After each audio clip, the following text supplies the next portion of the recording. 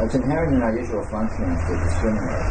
We discriminate between suffering and joy. We discriminate between success and failure. We discriminate between, being spiritual or being a spiritual person and not being a spiritual person. We discriminate between all of these various things, and it's like playing a game. It's like you're winning the game if you notch up enough things that in your discrimination are on the plus side of the scales, and you're losing if there's all these things on the negative side. I'm a fuck up, I screw up, God, I didn't do that, I wanted to do it and I didn't do that, and all this, but I'm a spiritual person, I'm really trying. I had some clarity last week, and all these kinds of things. It's subtle gamesmanship where we're playing a game where you can win or lose. And all of this whole mechanism, and it gets infinitely subtle. There's no limits to the subtlety of how profoundly and delicately we can get into this subtle gamesmanship of getting it and not getting it, of winning and losing, of being clear and not being clear, and all of these sorts of things. And we think that's what it's about. There's a subtle sort of a seduction into thinking that, that's what it's about. Get more clarity, get more spiritual, let's surrender more, be more of this, be more of that. And, of course, that's completely off base. That's completely beside the point. Because what really is important is what all that's happening in, which is inalienable. You can't not have it. It can't not be 100%. And you can be a complete failure and a complete screw up and a complete, sensory, non-spiritual, addicted, crazy, failure of a person, and still what you actually are is what this is all about. And on the contrary, you can be a great success and be beautiful and be intelligent and have clarity and be spiritual and and you're not in terms of reality, you're not actually any better off or worse off than the other person, because it's not about that. It's not about this gamesmanship. It's not about winning or losing some game where we're keeping score. And it's a subtle seduction, because this is the human drama that we've all been seduced into, this kind of approach to our experience. But the point is is not what's happening in our experience, but what our experience actually is, what it's made of. What can't be lost, what is always there, 100%. Within which failure takes place, that within which success takes place, that within which ignorance takes place, that within which spirituality takes place. That's what's important, is this baseline of this here-ness. There's something here, and you can succeed or fail, but it's always here that happens. So what is this here? What is this presence? What is this nowness? What is this you-ness that is just always here, win or lose? And that is what's worth looking into. That is where the real value lies. But it is very subtle, because we can take this gamesmanship to such a subtle level, and it's easy to not even notice we're doing it.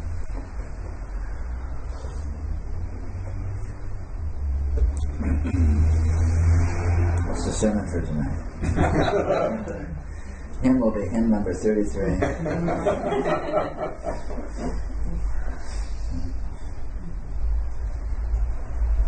Is it prohibitive having the door open? Because it's awfully nice. Oh, okay. Sorry. We must suffer for our public. We have a fan here that could be moved out there. Well, I think the thing is the fresh air, the cool air is coming from outside. Open it a little bit.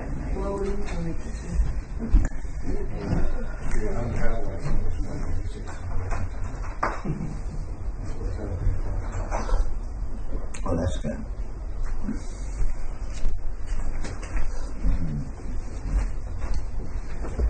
This being. I mean, you can perceive it, but is there any reason to perceive it? I mean, it's there. There's no reason to perceive it, but perceiving it is the fundamental fact, and in fact the only fact. The only reason to perceive it is if you find yourself drawn to wanting to know what this is, what you are, what's going on. If you're content not knowing that, if you're content just sort of, floating around, being wafted around by the slings and arrows of outrageous fortune, then that's totally fine too. That's completely allowed. In fact, that's what the whole system encourages you towards. And yet some of us find ourselves at some point for who knows what reason, questioning all of this, questioning the status quo, questioning the normal human mode, and really wanting to try to penetrate more deeply into what we actually are, what's actually going on here. The Don Quixotes in the ground.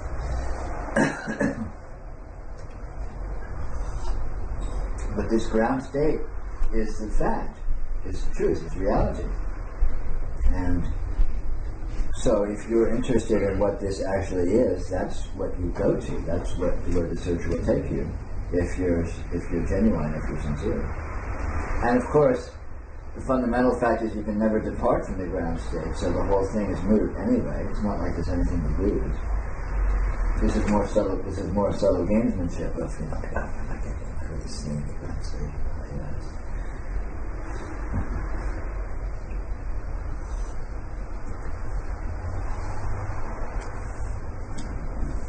The whole thing is very mysterious.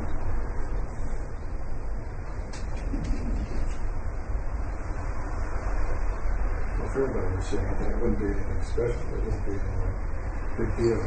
Well, everyone is seeing it, and it's not anything special. It's not any big deal. But when you notice what it actually is, it's not that it's special or a big deal, but it turns out to be wholly weird in terms of what people typically think of it as being. It turns out to be, off the scale in terms of the weird shilometer. It's like, the needle's pegged at max, and so you can't even read how weird this is. If you bother to notice, if you have the wherewithal to inquire into how strange our situation actually is. It's very easy to take for granted because it's complete normalcy. It's what we wake up to and go to sleep into every day of our lives. So it's in one sense it's profoundly normal, it's profoundly non-special. But the specialness comes in when we begin to look into what it is with a little less credulity, with a little more discrimination. Wow, my God, what's going on here? It's very trippy, it's very bizarre. And that's just scratching the surface. Go beyond that, and the words like tripping and bizarre, you leave them way behind early in the game.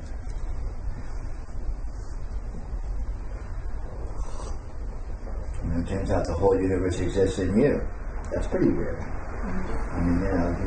They didn't tell you that in social studies in second grade, or in science in high school for that matter.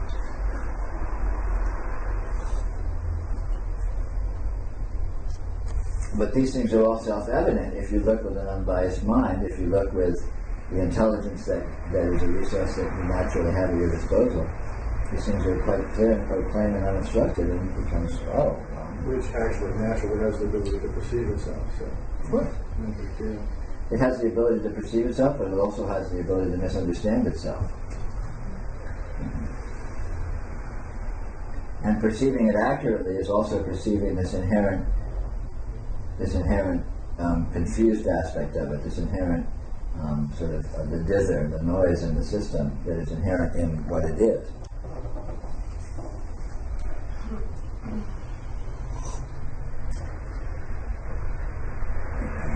Peter, I just want to try this. I don't know if I can articulate it or not, but the word perceiving, of the association often has this, point and then another point that you're perceiving from. But it seems to me that it's just perceiving. Yeah. Sure. And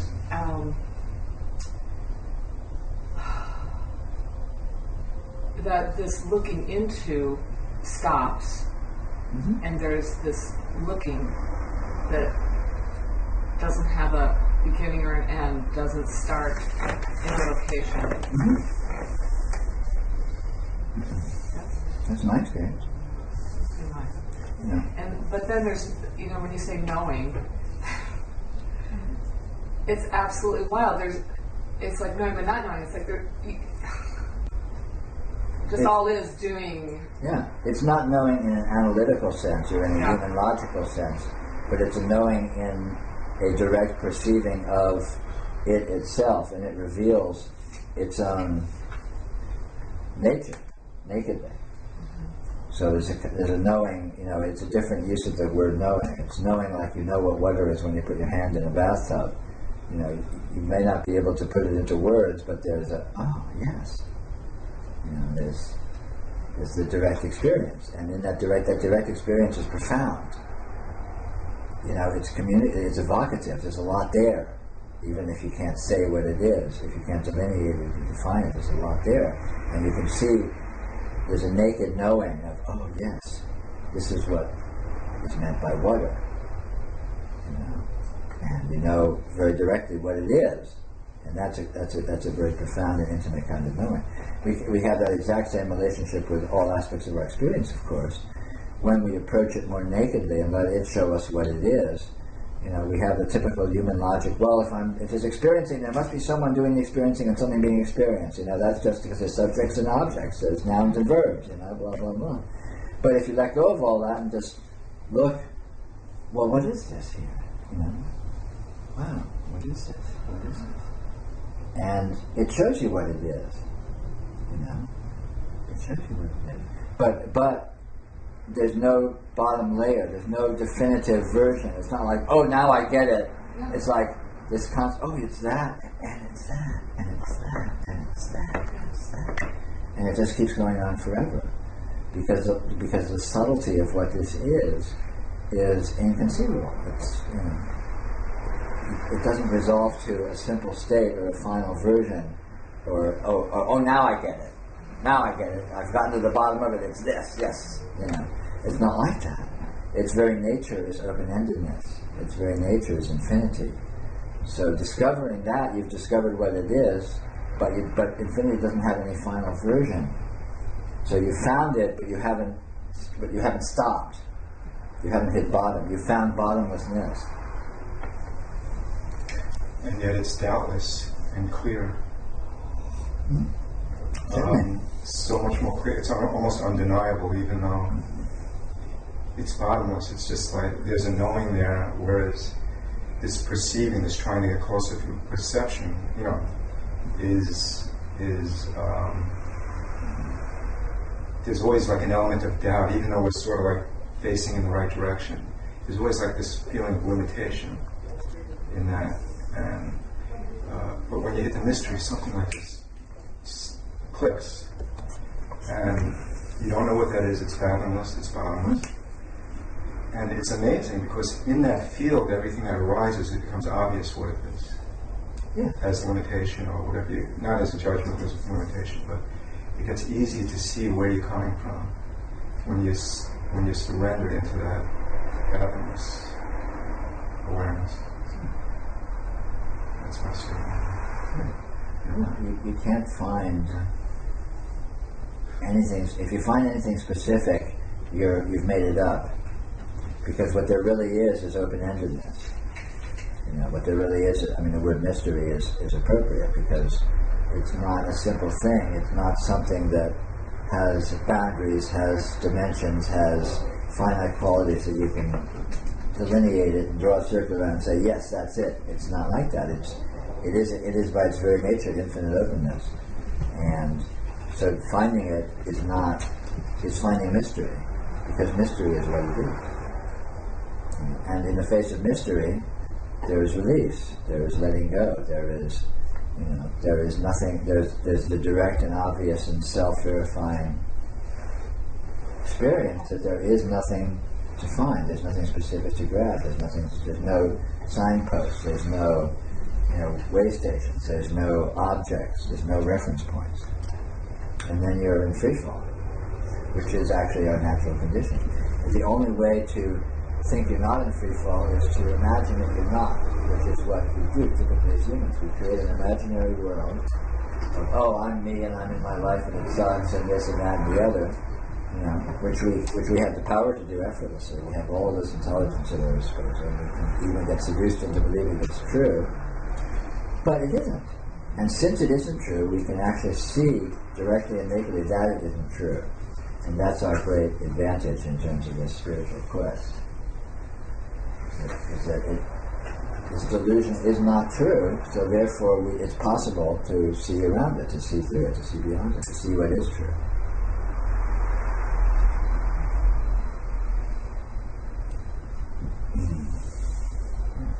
So when I experience disappointment and dragginess around the way I'm interacting with someone, like say I have this set up that this guy is a pain in the ass or he's a difficult person, and I just had this uncomfortable interaction, and it seems like he did it, but there's a clear understanding that my patterns and my perceptions of him creeps the whole thing.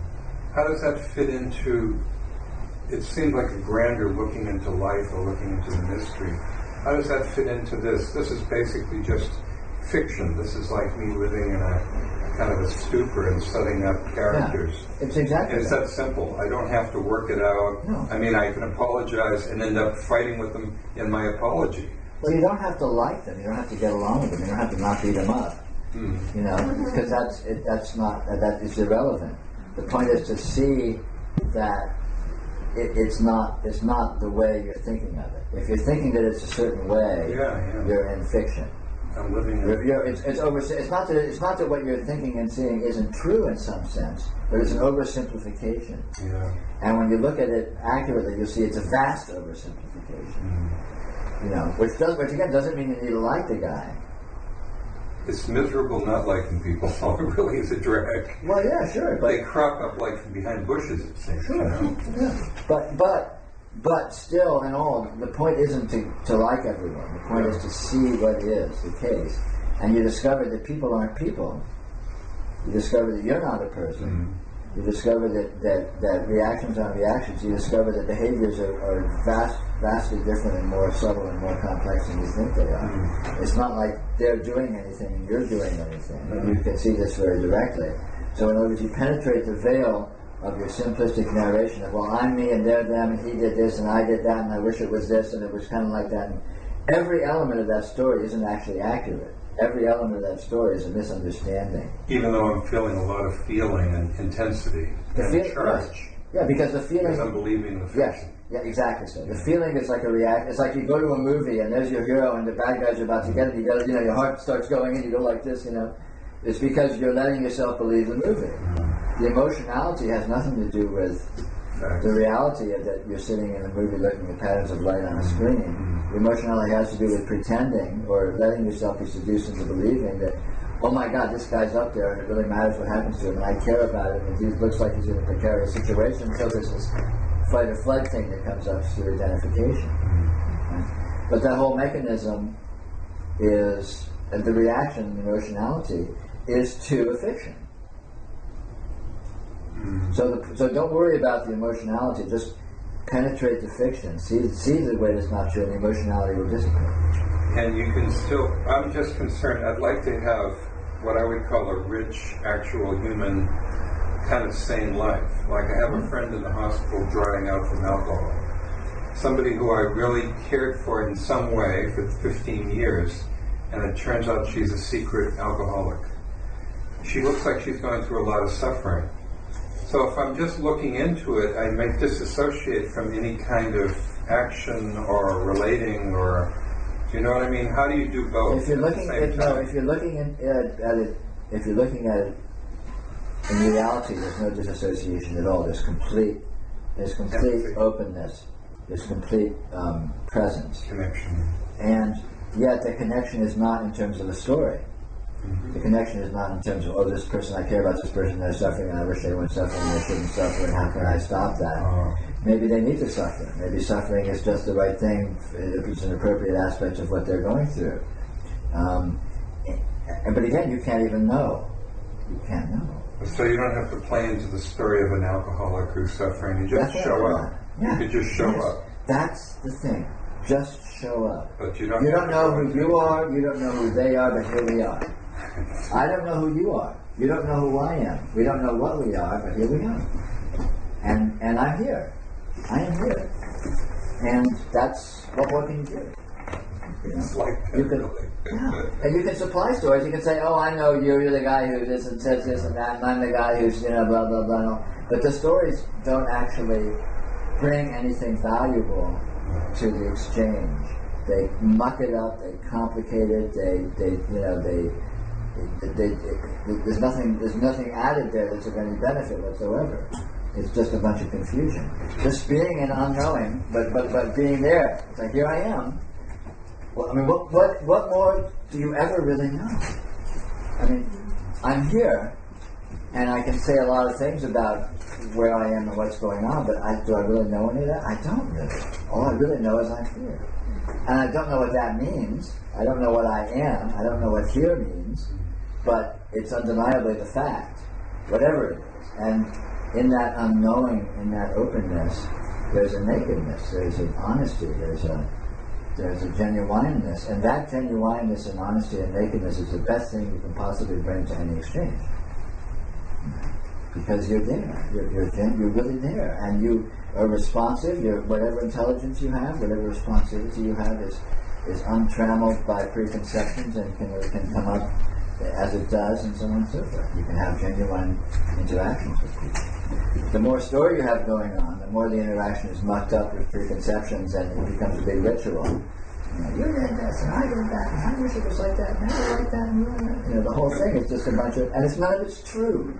The point is that none of those elements of the story are actually true, so they're not actually adding anything, any clarity to the situation or any value. Yeah. A question here. In relation to continuity of discontinuity.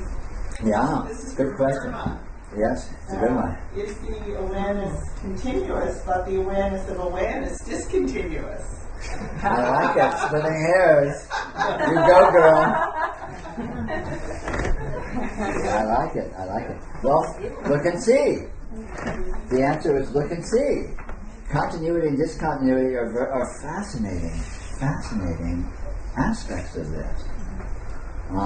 Because if you look for discontinuity, you can find ultimate discontinuity. And yet there's some element of continuity that's somehow here. If you look for continuity, you can find ultimate continuity, and yet there's some element of discontinuity that's here. So the whole thing is very subtle and very interesting.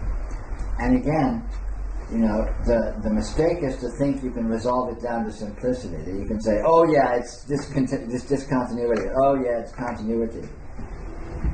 In actual fact, the real situation is beyond continuity or discontinuity. It's not. It can't be. You can't say what it is. You can look at it in terms of continuity, and that can be meaningful. And you can look at it in terms of discontinuity, and that can be meaningful. But you can't collapse the whole system down to one or the other. It doesn't happen. So again, that takes you to open-endedness. But the discontinuity can be valuable to undermine your subtle belief in continuity, and continuity can be valuable to undermine your subtle belief in discontinuity.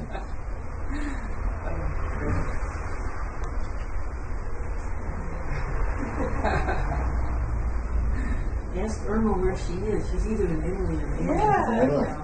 Well, right this minute, I don't know, but I think she's in Italy. Italy.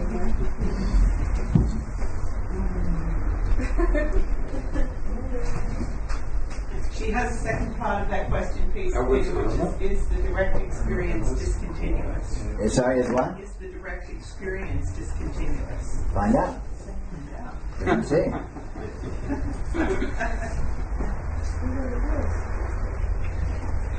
Again, I caution you about trying to collapse it down to, oh yeah, it's discontinuous, or, oh yeah, it's continuous. What if it's not discontinuous and it's not continuous? What is it? What is it then? Where does that leave you? Right here. If there was a here. Well, I was thinking of something similar to this in the last couple of days. I formed it a little bit differently. That in our so-called conscious perception, we are often looking for distinctions of some sort. People measure between A and B. Right. Peter and not Peter, for example, could be a distinction I could make. And maybe that could be equated to pretty much saying discontinuity. There's you and there's the fireplace. But then that's just a frame of reference. There's this abstract Peter thing I use to gauge whether it's there or not. But by other means of analysis, I could say, well, there is no distinction. There's continuity there. It's more just something I'm overlaying on top of the situation. But my hunch of this is that I have this model that I'm using, which says this is what a human being looks like, and I run around sticking that on things. Okay? Right.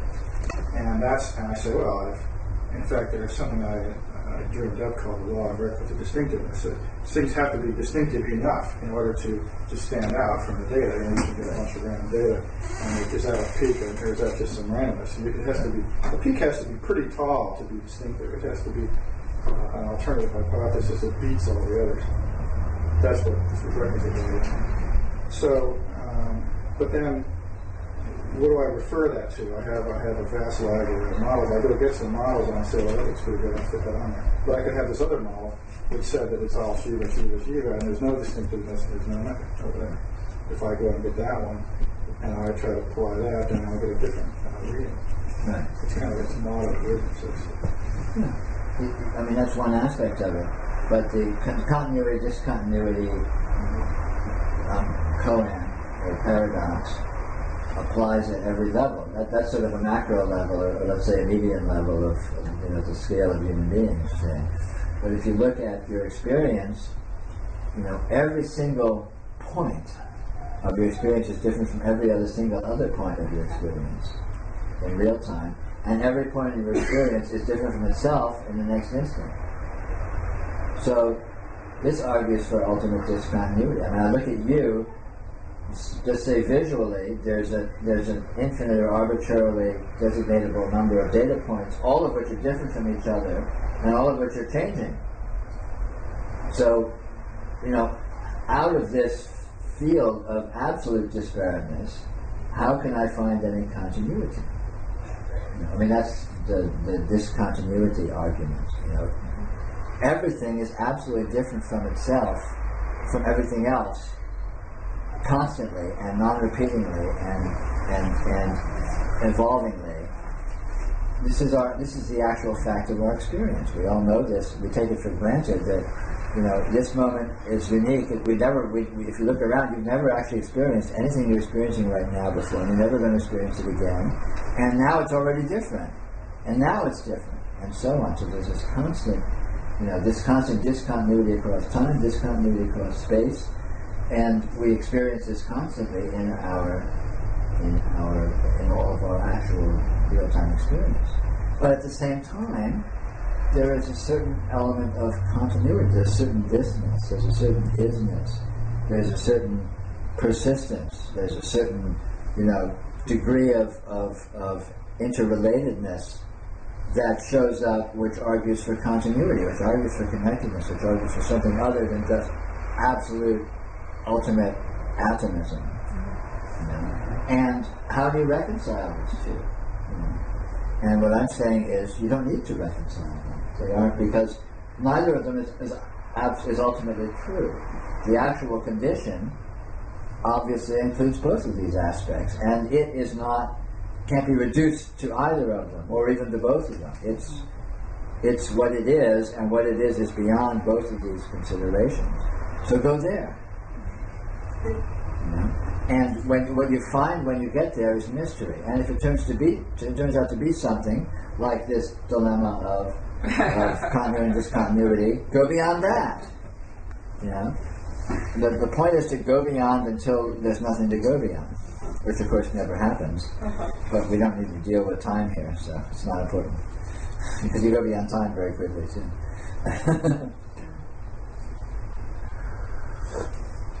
Because doesn't continuity in and of itself imply direction and connection. Well, not necessarily in simple terms. You know, I don't know what it implies. We can look and see what it implies and positively observe different things about it. But, you know, there seems to be aspects of connectedness, there seems to be aspects of continuity, you know. Even though everything is completely distinct from everything else and constantly changing, yet, you know, our experience also has a certain degree of continuity. I mean, I can say, well, I'm sitting here and now I'm still kind of sitting here. Even though the actual experience is completely different, if I look at it closely, it's still meaningful to say that. It's still meaningful to look at it in those terms. So even though everything's changing, there's a way in which there's a certain, like a limit on the extremity of that change according to certain arbitrary parameters, say. But at any rate, you know, the point is that there's something there, and trying to pin it down is not necessarily productive. But it's interesting that there is that aspect in the face of absolute discontinuity. You know, our experience might look like the snow on an old TV screen before they had blue screen. You know, and in a fundamental way, it does look like that. But it also looks like people sitting in a room talking. You know, how does that happen? So you have the one is true, and the other is also true. So neither is absolutely true, and neither is the final truth. The truth is something that includes both of those, and God knows what else.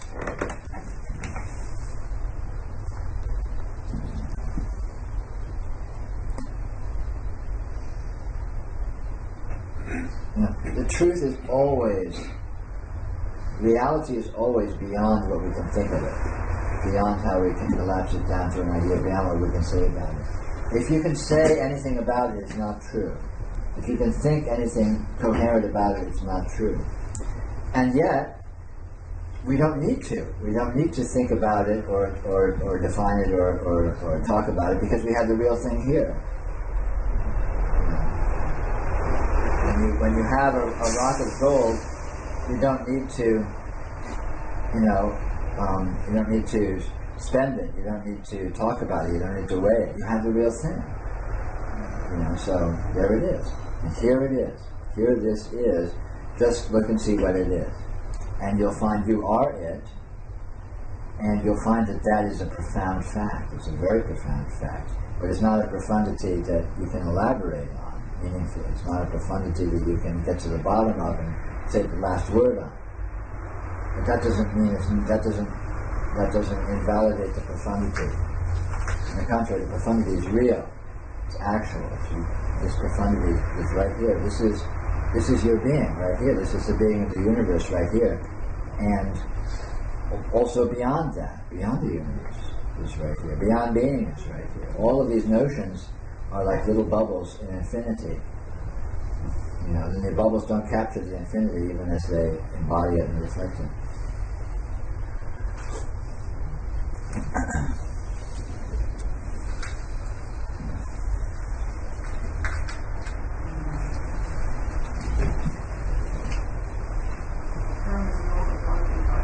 North of London, nice.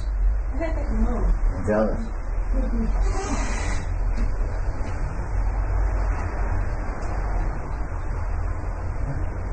I might as well ask you this. After our last meeting at the splendid Garden Tiburon, I got so spaced out, it was unbelievable. And nothing really happened on Monday. I just kept, experiencing all this stuff. And I thought to myself a couple of things. One is that I needed to come down, so I went out and had 2 beers and a shot of whiskey. And that actually brought me back down again. Okay. It's an acid to come down. A couple of stiff drinks, but, kind of get me back to the plan. That was one problem I was having. And the other thing, the next day I was thinking, well, wait a minute, maybe what's happening here is that the so-called real world is actually the needle, and the infinite is actually the haystack. So rather than having to spend a great amount of effort to figure out, where it was God, what I should really be doing is trying to meditate on the world and trying to keep that to stay still as a way of stabilizing. Again, it doesn't. it doesn't matter whether you look at the world or look at God, because of course you're looking at the same thing. You're splitting hairs again. You're looking at just heads or tails. Well, it's the coin. So what difference does it make if it's heads or tails?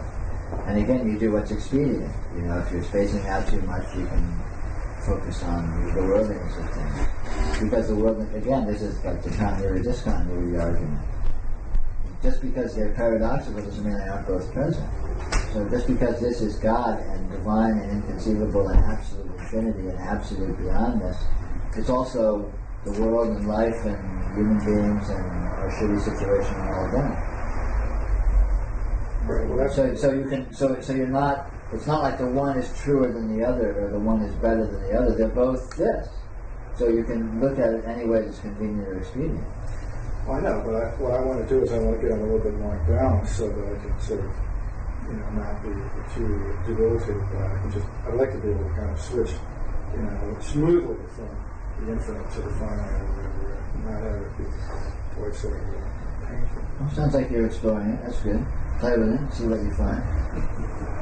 They aren't opposites. I mean, that's your big, the big advantage, a big lever you can use. Because they aren't opposites, so it's not like an either or. So you can, it's not like you're shifting from black to white, from white to black. You're just shifting from this to this. So you're not actually going anywhere. It's not actually a shift. One way to look at that, or one thing to play with, is you can learn to explore the functionality that's inherent in infinity. Infinity is infinitely functional because all the functionality that we see around us is its doing, manifested. The functionality of our bodies, our health, our social system such as it is, the laws of physics, the solar system, all of this astounding functionality and coordinatedness is being done by this absolutely wide open, inconceivable infinity. So there's vast functionality on tap. So, you can explore the idea that just because your personal functionality may be eluding you doesn't mean you might not have access to other avenues, say, or vehicles of functionality that might not also be inherent, that might not actually be on tap. In other words, learning to trust a different kind of functionality than you're used to.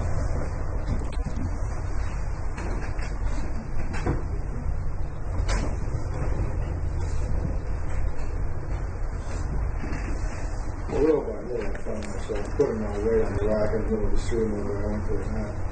So I have a choice. I just have to know clearly, I guess. That's the bottom line. I mean, we go through this transition and we find our own equilibrium in the course of it. It is what it is.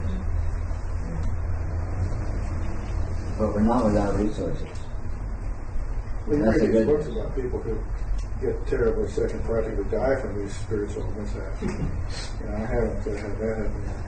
But death is no possible. Death is no big deal. Sure, death is no big deal. I mean, that's a constant in the equation. You're going to die. Carlos is dealing with death all the time. Right around. And we don't, the arrogance and presumption to think that we know what death is, is an obvious absurdity. So there's no reason to suppose it's a bad thing or an undesirable thing, or something to be feared. So we'll certainly know what it is sooner or later. That's the point. It's a constant in the equation. And I'll tell you one thing: if you find out what this is, you'll know what death is, because death is this. The moment you're dying, it's going to be this. But of course, this is not what we usually think of it as being. So discover what this is, and you'll know what this is.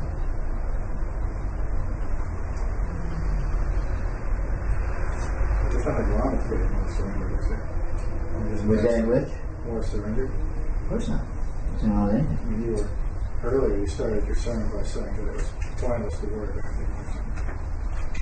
About any which, I'm saying. getting more surrender. Yeah. It doesn't matter. It doesn't matter. It doesn't matter how you manifest. I mean, total failure and total chaos and collapsing health and death are completely irrelevant. Just like success and glory and radiant health and all of that are completely irrelevant. Because the only relevant thing is what always obtains, what this is, which is what we are, and what looks like it happens, and it doesn't matter.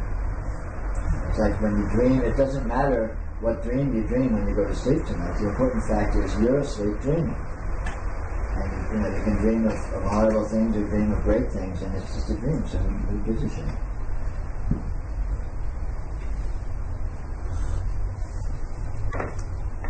I think it's the who gives a shit that's the key to the whole thing. Right. I mean, it doesn't matter if you're suffering or you're miserable or you're happy, or so long as there's nobody experiencing it and there's nobody caring. Right. So if you take you out of the situation and make it all impersonal, nothing matters. And again, But the problem is, it matters.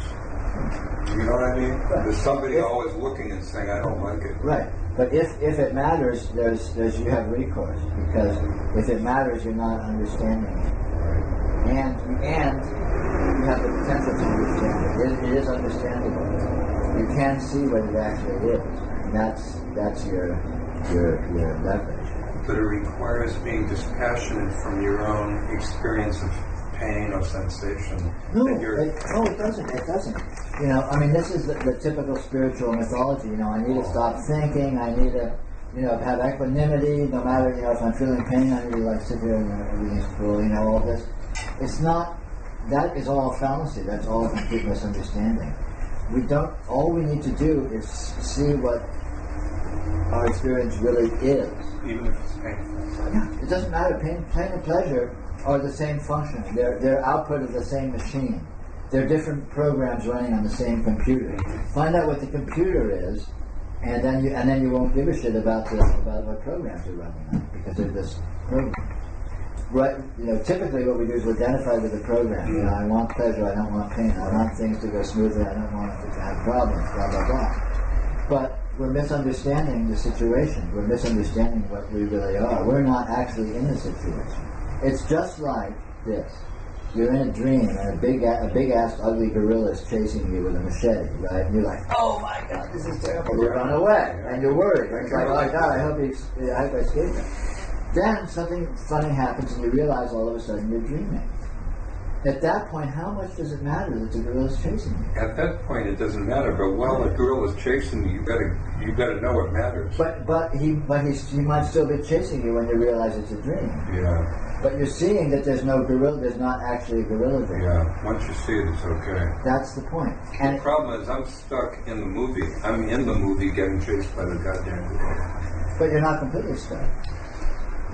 I have moments where I realize that no, it's okay. Well, that's great. misunderstanding. But that's a huge asset. The fact that you have these moments means you can have that place in your experience, and you can go to it from time to time, and it will build up. It will get stronger, and your investment in the so-called dream will get weaker because it's real and the dream isn't. That's the inherent nature of things. So you have, in other words, you have an enormous asset. You have this in your experience. You have this knowledge that, wait a minute, there's something more here. I may not be getting it now, but I know it's there, and I'm going to get to it. It's going to come to me. I'm going to see, and that seeing will grow and get deeper and get stronger, and it will win. I love hearing that, but it does feel like I have to take your word for it, because I'm so invested in the shtick.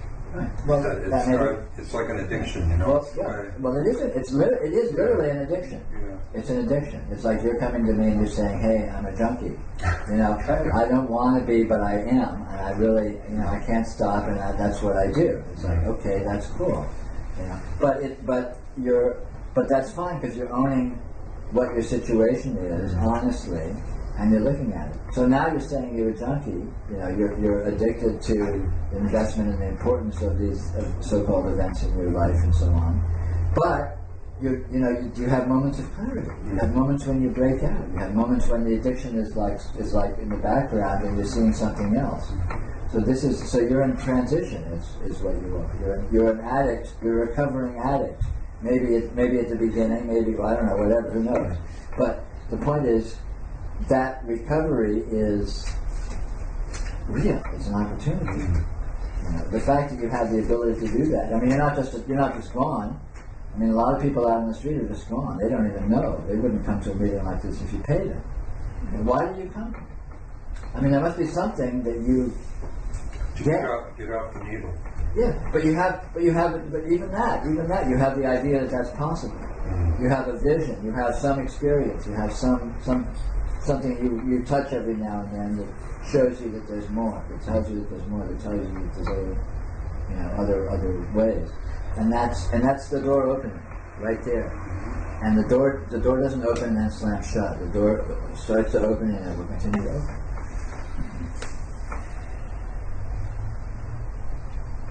Take it from me or not, but look for yourself. Find out, see if it's true, and you will ultimately find that it's true. It's not that you need to listen to take someone else on faith. Find out for yourself if that's true or not. And I think that you will find for yourself that it is true. And you look at your experience now and compare it to your experience 20 years ago or something. Say, and has there been a change? Has there been maturing? Has there been, more contact with possibility, with opening? I don't know, however you would say it. Look and see if that's the case, and you can expect this trend to continue.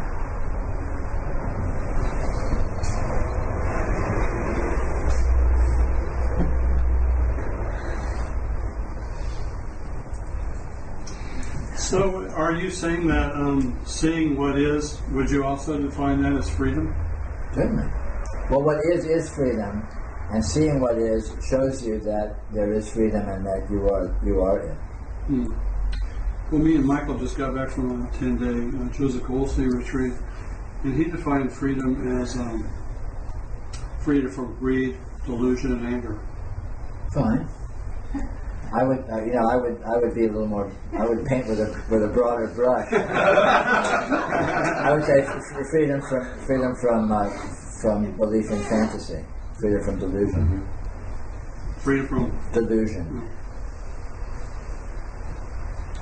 which happens to include those others, fortunately.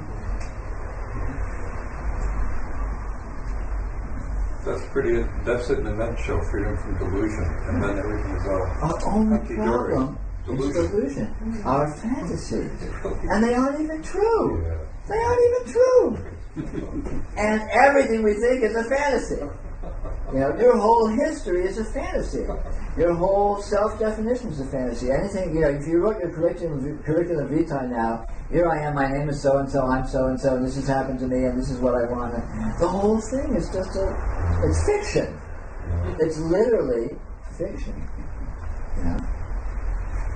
And there's a lot of investment in it. Right, and it's investment in fantasy, it's investment in untruths, it's investment in something in non-fact. Okay, so it's being a lotus eater. It's being a crazy person. Literally, a crazy person is a person running around the street saying, "I'm Napoleon and the sky's falling." They're believing in something that is not true. That could be one way of defining a crazy person. So if you believe in things that aren't true, you're a crazy person. But knowing that is huge. I mean, when you can see that, oh my God, this is something that I do, then that's opening the doorway to recovery. That's opening the doorway to seeing, wow, wait a minute, I'm really pretty far gone here. What are my options? What can I do? I better take stock. I better, you get serious. You start looking at what can I do here? What's happening? As opposed to just getting carried away and saying, who cares tomorrow?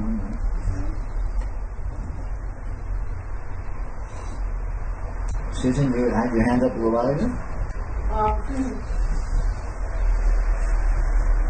You mentioned earlier a new kind of functioning in the process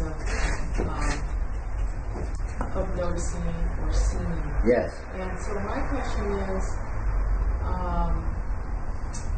the process that I'm going through is, in my experience, is to let go.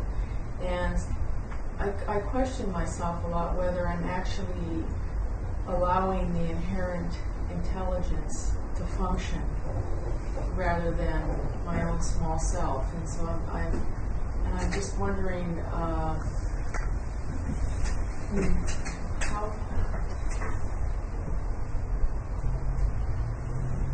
what would be my process of analysis to understand whether I'm functioning or whether I'm really letting the inherent intelligence. Well, how did you have the wherewithal to ask that question you just asked? How did you have the wherewithal to have that train of thought, to have that sense of questioning, to have that sense of, I mean, this is a very high functionality showing up of questioning yourself and wondering, how this is working and all of that. What's doing that? What intelligence is doing that? There's some intelligence functioning to come up with such an articulate, meaningful question, right? So obviously, just even the question proves that it is the case. Don't worry about analysis. Don't worry about making it make sense. Just, you're working on letting go. Just let go, and as you let go, you'll notice things seem to keep happening. You let go, but you still have the ability to drive. You let go, but you still have the ability to talk. You let go, but you can still feed yourself. You let go, but you can relate to people, and perhaps even better than before, right? And so you discover that, wow, wait a minute, this is really interesting. It's self-verifying. You discover that I'm trying less hard than I used to, and I'm working at least as well as I used to, and maybe even better in a lot of ways. So that should be evidence for you that there is inherent functionality, there is inherent intelligence, which you can trust, you can rely on, because it's inherent. It's not like you need to muster it. It's not like you're a lump of putty, and you have to I better work out some intelligence here, I have to do something. It's there, it's on tap, and it comes up spontaneously when it needs to. Right? And is that kind of, can you see that? Can you follow? That's articulated it. The other thing I wanted to ask earlier, you mentioned about gamesmanship, and I'm approaching my experience as like a game, and so I just wanted to get a few comments from you about what you mean by gamesmanship. Well, what do you mean by you're approaching your experience by game? Well, approaching it in a creative, artful way. Okay. And I have some values around that, like treating people with respect and that kind of thing. Okay. Great. Well, that's not what I'm talking about. By gamesmanship, I mean keeping score, having something that you can be better than something that could be worse, and you're like sort of, it'll be better to move to the better and worse to move to the worse. It's like, like, am I winning or losing a game? Playing an imaginary competition with yourself or with others in your imagination, where you're, am I a good person or am I not a good person? Am I being spiritual or am I not? Am I, it's a subtle winning and losing. It's a subtle assessment and judgment in arbitrary terms of what we're doing. That's what I mean by gamesmanship. And that is, and the mind has its natural tendency to go to that sometimes. So that's no problem.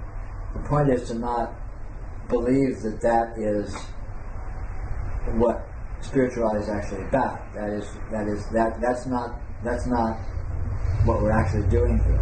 Even if that is happening in your life, it doesn't matter that it's happening in your life, as long as you are noticing, as long as you are going to your direct experience. Even if you're a games player, fine. But this gamesmanship is happening in a context, right? You're alive, or you couldn't be playing games. And you can go to that life force, you can go to reality, you can go to beingness, and all of a sudden you're outside the game, whether or not it's going on. And different people are different in terms of their investment in these kinds of gamesmanship and all of that. So, did that make sense to you? Yes, it does. When she asked the first question, I got the impression that there was two things that were asking the question. One thing was her ego, and the second thing was source. Right, exactly so. And that's the point, is that the source is there. The source is on tap, and you can trust it. And again, it's playing a game of like, is it my ego or is it source? Who's winning? So it doesn't, as long as source is there, it doesn't matter if the ego's there or not. Who cares? The point isn't to, again, that's more gamesmanship of, I'm going to kill my ego. The ego's, if I have ego, I'm losing, and if I just let go of my ego, I'm winning. It's an absurdity. Who cares? Go to reality and find reality and see what it is. And then if you're still a person and still have a psychology and all of that, you'll see it in its actual context and it won't be a problem. Again, this is more gamesmanship of, oh, there's my personality, there's my ego, and this is the bad guy, and there's some great transcendence and divine nothingness or not meanness or non-duality or whatever, and that's the good guy, that's winning. And I got to get from the evil circumstance of having a personality to the good circumstance of being nothing. It's an absurd fantasy. Just find reality and let it show you what it is, and then you can worry about your ego. But the ego is not in the way of anything, any more than your hand's in the way of anything. It's just a minor appendage in your functionality. Even neurotic ego or troubled ego or dysfunctional ego? Of course. You don't cure a neurotic ego by fighting the ego or stopping the ego. You cure a neurotic ego by finding reality, and reality heals it. Reality shows it wholeness, reality shows it the context, and then the neuroticness just dies out. It's just if you found and identified it with neurotic behaviors or identities, how are you as this one going to find reality? Because that's not all you are. So simultaneously you could be awareness. Yes, exactly. You're not all 100% anything. So even if you have a neurotic ego and you have an investment and all that, I mean, maybe some people are. Maybe some people that just really have shit karma and they're just lost. And that's a shame. But if that's the case, it's the case. What are you going to do? But a guy like you, for example, hypothetically speaking, who has the wherewithal to come to meetings like this, to be asking these kind of questions and all that, you're displaying right away that even to whatever extent you have this kind of dysfunctionality, you also have a certain amount of functionality. You have a certain amount of functionality outside of that context, and that's your great opportunity. That's your asset. Even though there's nowhere to go and nothing to make better. But that's just one concept. Don't worry about whether or not there's nowhere to go or nothing to make better. That's just arguing yourself into defeatism. If you're going to argue with yourself into opportunity. Say, hey, wait a minute, I'm this neurotic guy, but that's not all I am, is it? I also am this life force. I have intelligence. I have aspirations. I'm a bright guy. I'm a communicative. I'm empathetic. You have all of these other qualities that don't just collapse down to being neurotic or whatever. That's just a small part. It's like if I had a splinter in my hand or a cut on one of my fingers, it doesn't mean like a little kid. A little kid. They get a little cut and they're like, oh no, my God, this is terrible, my life is ruined. It's like, give me a break, it's a little cut over here, I've got another hand that doesn't have a cut, I've got feet that don't have cuts, I've got legs, blah, blah, blah, blah. And it's exactly the same with our personalities. It really is. And that's the point. To be able to see that and smile at it displays quite clearly that that's not all you are, so that is your great opportunity right there. In other words, it's like being wounded. If you're wounded somewhere, but there's other parts of you that aren't wounded. And healing can come from that. Healing comes from that.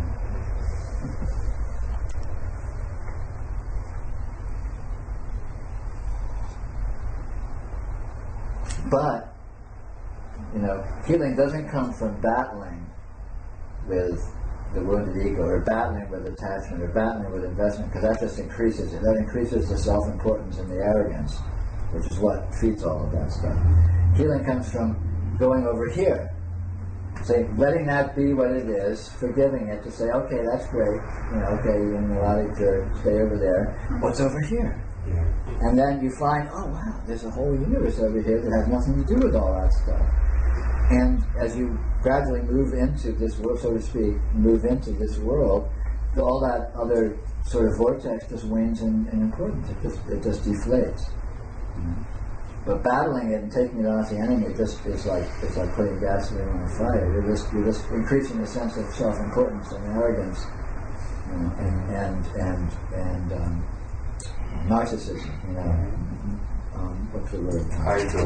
Building an eye, building a solid eye. Wallowing. Just wallowing, like, oh, woe is me, and like, here I am, and that doesn't help anything. That just feeds it.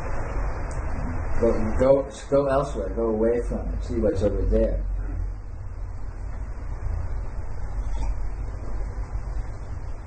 paradoxically, we may not solve our problems by attacking them, we may solve them by leaving them. Not very Calvinistic, I suppose. But screw Calvin.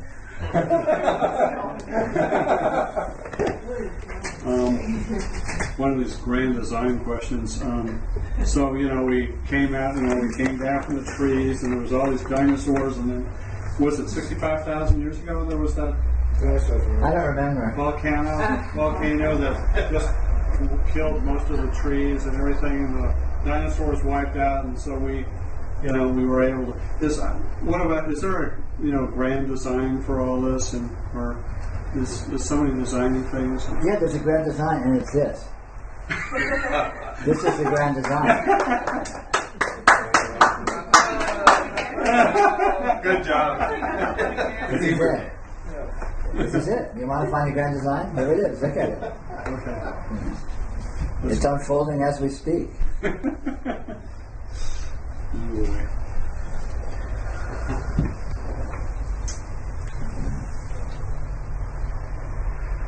Peter, what you seem to be saying this last dialogue is that suffering is not a function of being under fire, being neurotic, or being not what one would want to be so much as it's really suffering is a function of not being in touch with reality. Yeah, suffering is tunnel vision, pure and simple. Suffering is tunnel vision. It's like a kid has a little cut on his finger or a splinter, and my life is ruined. It's this tunnel vision of going into an aspect of your being and just thinking it's just so important, it really matters. It's getting very dramatic about it, narcissistic about it, and self-important about it, and all that. But again, the great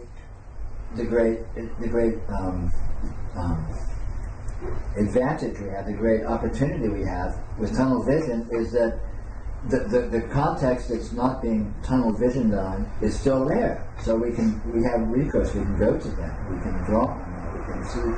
The cure of tunnel vision is just look somewhere else. And you're not denying that, well, yeah, I do have a splinter, but look, there's no splinter over here. Wow, how interesting is that? Blah, blah, blah. And after a while, you learn that, well, splinters aren't that big a deal. And then you learn the same, by analogy, you learn the same thing. Shitty childhoods aren't that big a deal. Living in a sucky world with ignorant humans isn't that big a deal. All of these different aspects prove to not be as important as we think they are when we're zoomed in on them. It's kind of big.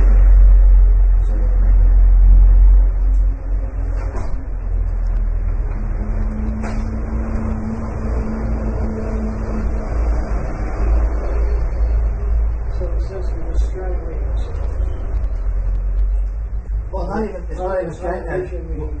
We're imagining there's not an actual strangling going on because the tunnel vision only happens in imagination. It's not like anything is actually being restricted. It's like a funny kind of craziness. Or you could say a psychological or a parapsychological denial where we actually experience all of our experience, of course. But we aren't letting ourselves know we're experiencing all of our experience because we're zooming into an aspect of it. But that very fact is suffering, is it not? I mean, that's what we interpret or view as suffering, is it not? When we don't allow ourselves to see the whole picture, well, that's the actual mechanism. But that whole arises. That whole structure arises through interpreting parts as if they were the whole, and interpreting parts as if they were more important than the whole. Parts of the system as opposed to the complete system.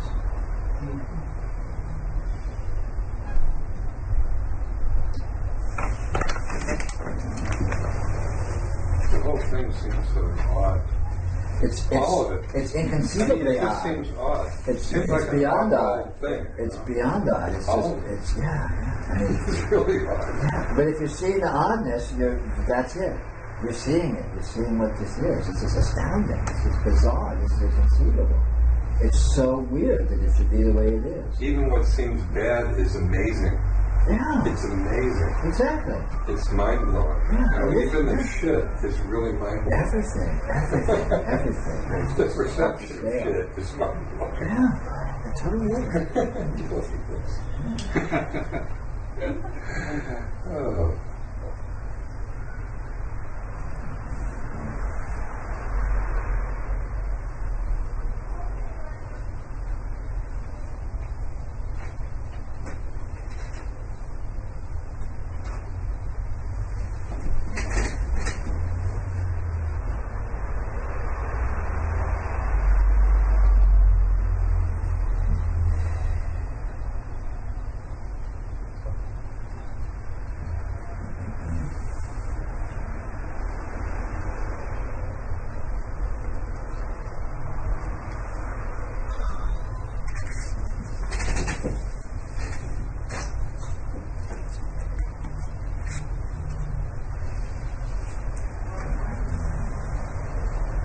I've tried at different times to stop pain, being cold or being this or that, in various ways. And one way is to do just what you're saying. I don't think I'm splitting hairs with raising a practical question here. If I had a cut on this hand that was painful, I cut on the knuckle, and I tried to stop that by looking at my other hand, I'm really emphasizing this pain. I can't get away from it. The more I try to look over here to get away from the pain, the more I carry the pain with me and emphasize the pain. Right. So it can't be just as simple as looking somewhere else, but it has to be looking somewhere else without having already somehow come to terms with this original problem. So I don't care. Well, I think it's more subtle than that. If you're looking somewhere else to stop the pain, you're still giving the pain importance and you're not actually looking somewhere else. You have to leave the pain over. Okay, the pain's here. Now what's over here? Not to get away from the pain, not with reference to the pain, but okay, the pain's here, fine. It's over here. It's over there. It's over here. Not the pain is here and I'm going to get away from it by going over here, because you're staying with the pain. Absolutely. You have a reference point of the pain, and then you're just dragging that reference point into other contexts. Let go of the reference, and again, it's not a matter of denying the pain. You know, just let go of the reference to the pain. Okay, the pain's there, light's here, sensation is here, sound is here, all of these things are here, and not with reference to the pain. They're just here. And the pain and the reference is arbitrary. You may as well refer to sound. Start listening to sounds. Listen to crickets or birds in the tree or traffic going by on the street, and make that your reference. And all of a sudden you're referring to the sound, and the pain will be greatly diminished or completely vanish. But if you're listening to the sound to escape the pain, you're still actually zoomed in on the pain. You're just dragging that zooming in with you into other contexts. Yeah, that just goes into a vicious circle and it causes more and more pain, more and more stuff. Of course. And again, it's all a matter of importance. The pain matters, so you're trying to get away from it. You're giving it importance. You see that it doesn't have importance by seeing that it's a small phenomenon in a vast, inconceivably vast field. You don't see it that it doesn't have importance by trying to deny it, but just by seeing the true perspective. So the motive is really is a void to discovery. Yes. The desire to see the whole picture. Yes. And you say, pain, I don't deny you, I'm not trying to avoid you, whatever be painful, but I want to expand my sense of who I am or what reality is. Sure. So you hang out right where you are. Yeah. And I'm looking over here. Yeah. And that's what I mean by noticing. It's exactly what I mean by noticing. It's like you want to go to the big picture. You want to go to the context. You go to what this is, rather than what you're used to defining it as or thinking of it as your frames of reference. And again, it's a subtle thing, and you need to explore this, discover this by exploration. But you don't need to deny or turn off or stop the frames of reference to leave them. It's possible to just, so there's this frame of reference here. Yeah, my hand hurts. Blah blah blah. Oh, I hate that. I wish I hadn't hurt my hand. What an asshole I am. Blah blah blah. But without stopping that or fighting it or denying it, you can go over here. You can go to the sound. You can go to, lights, visionary lights of your consciousness. You can go to anything. And this is still here as much as it ever was, but the context of its here-ness shifts drastically as the mobility of your consciousness shifts. I mean, a lot of this is about discovering the mobility of our consciousness. Consciousness is infinitely mobile. And discovering that, the whole obsessiveness of zooming in is based on and utilizes this mobility of consciousness. Consciousness can zoom in, it can also zoom out. It can also go elsewhere. I mean, discovering the mobility of consciousness is an enormous tool at our disposal. It's an enormous city to find, because then, we can use this. It's very powerful. You get a lot of mileage out of it in the vernacular. Just, not at all in contradiction or anything, but in observing for myself in difficult emotions, I noticed that it seems like they feel stuck. But in that stuckness, there's a gesture of trying to get away from it or just suppress it or to make it be different. So I've tended to almost hold it close, like put it right up in my face and just be with it. And it takes, it gets really big in a way. But immediately, in just meeting it and not denying it, and not trying to do anything with it except be with it, it's, of course, starts to change, and miraculous things happen constantly, and then it isn't what I thought it was. Yeah, absolutely. But it's very simple, raw. Yeah, it's very powerful.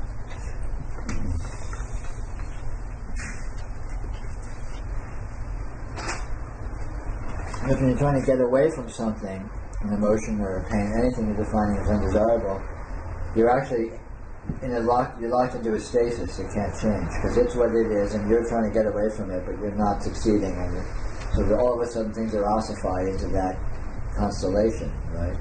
But any motion, like you're saying, okay, go into it, or something like that, is this change in the status quo. So you've broken up that ossification, and that very fact allows the actual dynamism to become apparent. Then that dynamism, of course, is our freedom. Because we aren't ever stuck in any circumstance, because that circumstance is so open, so multidimensional. So I'm not really turning away from the actual, let's say, pain or anger or whatever it is. I am turning away from something, and it's probably the story of it. That I'm leaving at the edges of it. But again, you don't need to leave it by denying it or fighting with it. You leave it by just saying, by just suspending your belief in it, even moderately, and saying, well, what else can I? Okay, that's one hypothesis. Let me investigate this a little more deeply. Yeah, we're only trapped by our belief in our hypothesis. That's the only thing that can trap us.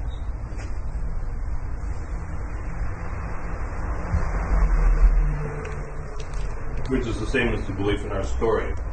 Yeah, hypothesis is Why do story. we love stories so much? We're drama queens. Get a lot of mileage out of that. Woe is me. My life sucks. My life sucks more than your life does, buddy. Oh, yeah? I mean, we're told stories when we're children and toddlers or whatever, and we're told nothing but stories. Our being told you're a human being is a story. Being told you live on Earth and such as its history is a story.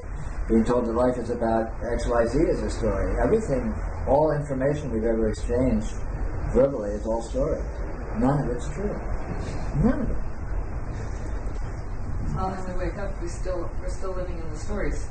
Also, they're there. Yeah, well, then we're in the waking story or the wake-up story. Well, but you're not believing the story. You see the story. You're living with the story as story, and that's fine. You can dip into it and not. It's like going to a movie. You can go to a movie, know that it's a movie, and still enjoy the ride. and enjoy the artfulness of it, enjoy getting jerked around, but it's just a movie, so who cares? So you're free of it, you're not bound by it. You're in a state of liberation, but the liberation isn't a plain vanilla where you have to you're liberated by being free to experience any configuration of energy and not be trapped by it. And dreams seem to be pretty much like that. Exactly, so dreams illustrate this. Dreams are the perfect illustration of what our actual situation is. Consciousness goes through these incredible experiences that it finds meaningful, and yet consciousness is not the dream. Consciousness is never trapped by a dream. It wakes up. And then where's the dream? And where's the trapping? So we kind of assume that life is also dreamlike and that we're going to wake up from it.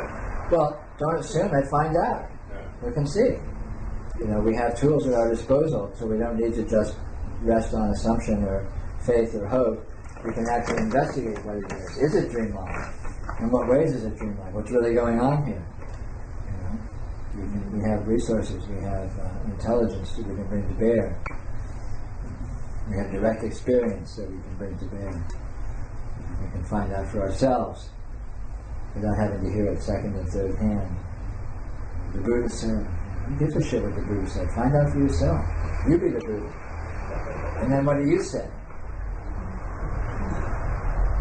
Seems a lot like a dream that we do wake up from all the time.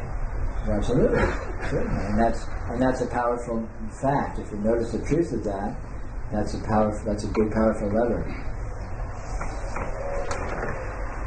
No matter how deep asleep we are, we're always waking up, and that's interesting, isn't it?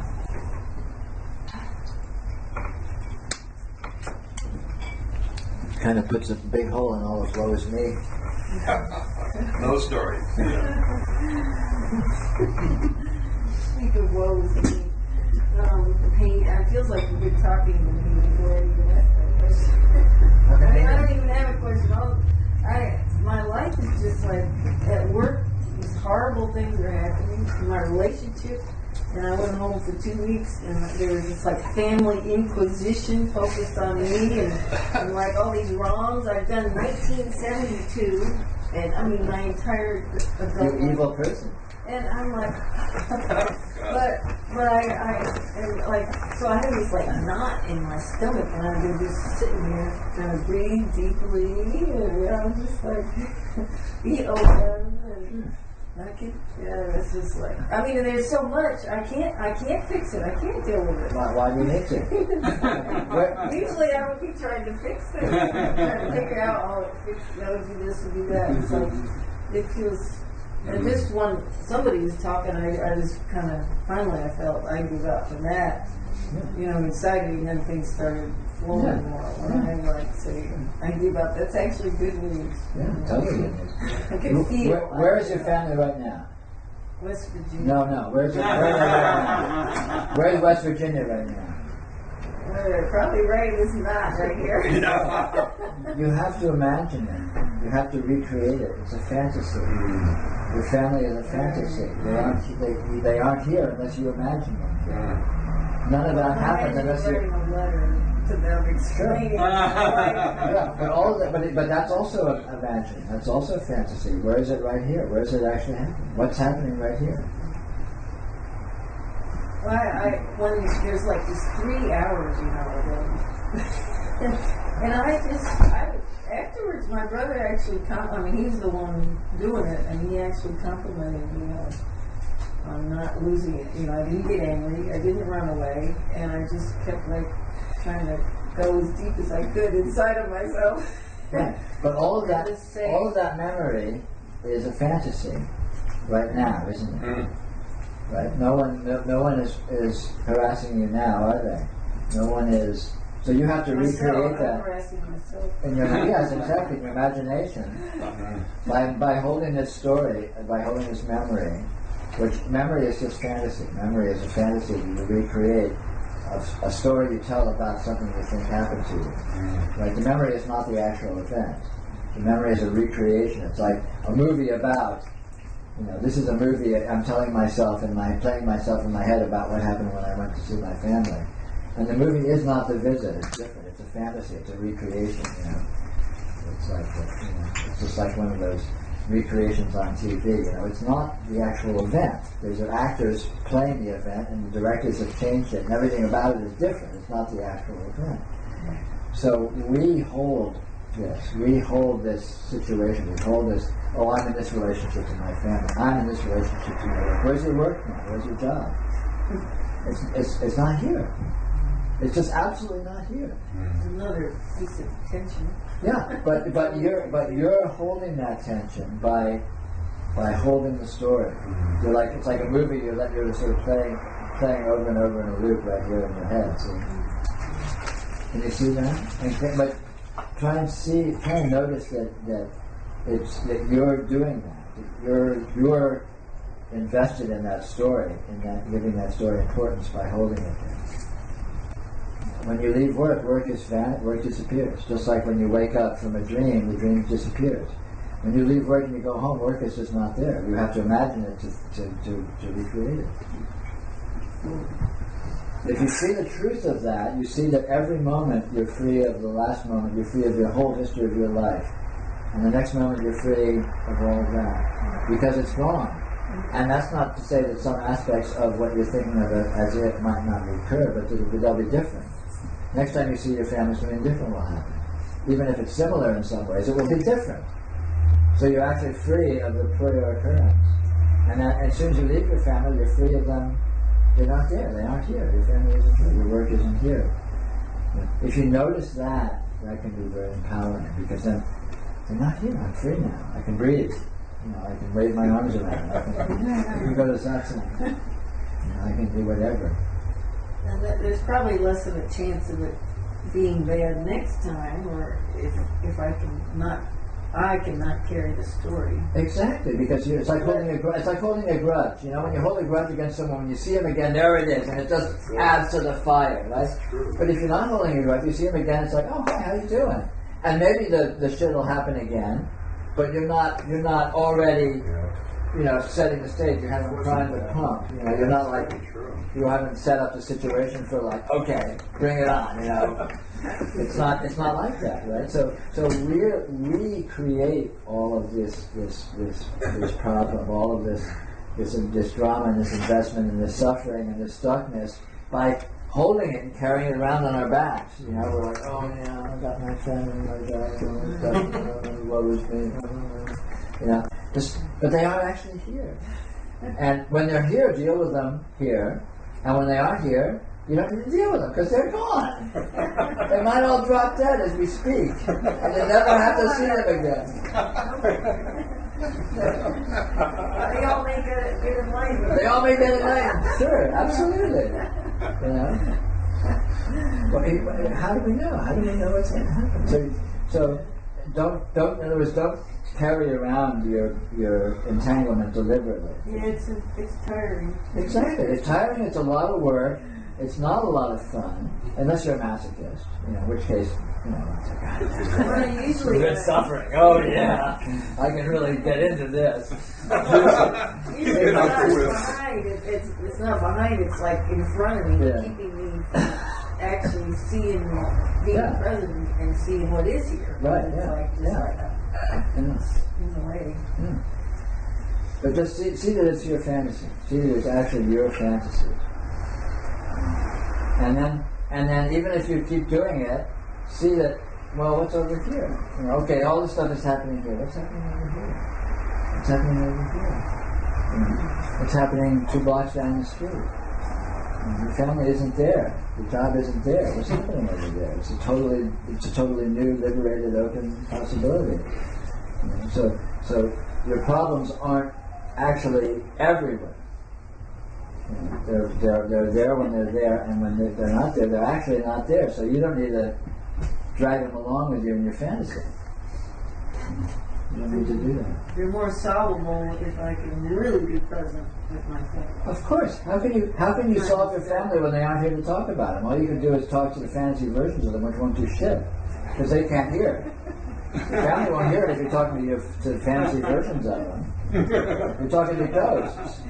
It's like arguing with a picture on the wall. Which is going to do? You know? So.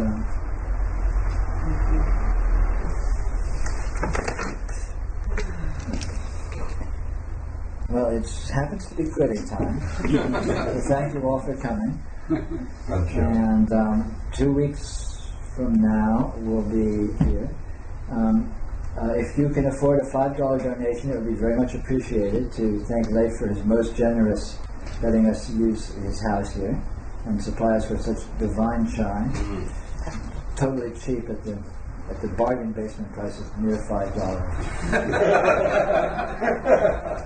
Where else can you get satsang of this quality and chai of this quality for $5? Okay, come on.